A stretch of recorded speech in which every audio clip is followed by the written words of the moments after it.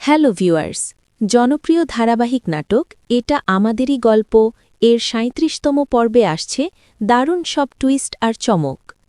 কি হতে যাচ্ছে এই পর্বে জানতে হলে ভিডিওটি শেষ পর্যন্ত অবশ্যই দেখবেন। বন্ধুরা, এই পর্বের শুরুতেই ঘটতে যাচ্ছে বড় এক ঘটনা। অবশেষে বাবা দলিলে সই করে বাড়িটা বিক্রি করে দেবে। আর এদিকে ফাহাদ মনে করবে সে যদি সব টাকা ফেরত দিতে পারে তাহলে হয়তো সায়রা তাকে আবার আগের জায়গায় ফিরিয়ে নেবে। কিন্তু গল্পের মোড় এবার সম্পূর্ণ ভিন্ন দিকে ঘুরতে চলেছে, কারণ সায়রা এবার ফাহাদের বিরুদ্ধে কঠিন সিদ্ধান্ত নিতে যাচ্ছে।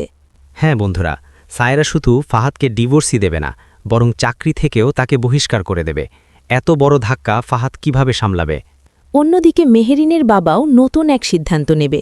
তিনি শপিং করার জন্য সামিরকে কিছু টাকা দেবেন। কিন্তু প্রশ্ন হল, সামির কি সেই টাকা গ্রহণ করবে?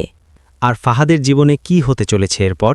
সে কি মীরাকে নিয়ে সত্যিই দুবাই চলে যাবে, নাকি সব হারিয়ে একেবারে নিঃস্ব হয়ে সায়রার কাছ থেকে ফিরে আসবে? এই সব প্রশ্নের উত্তর মিলবে এটা আমাদেরই গল্প নাটকের ৩৭তম পর্বে, যা আসছে আগামীকাল বুধবার ঠিক দুপুর ১২টায়, শুধুমাত্র সিনেমাওয়ালা এন্টারটেইনমেন্ট ইউটিউব চ্যানেলে।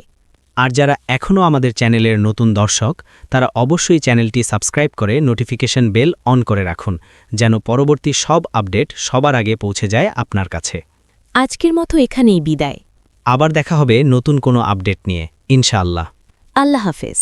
আল্লাহ হাফেজ।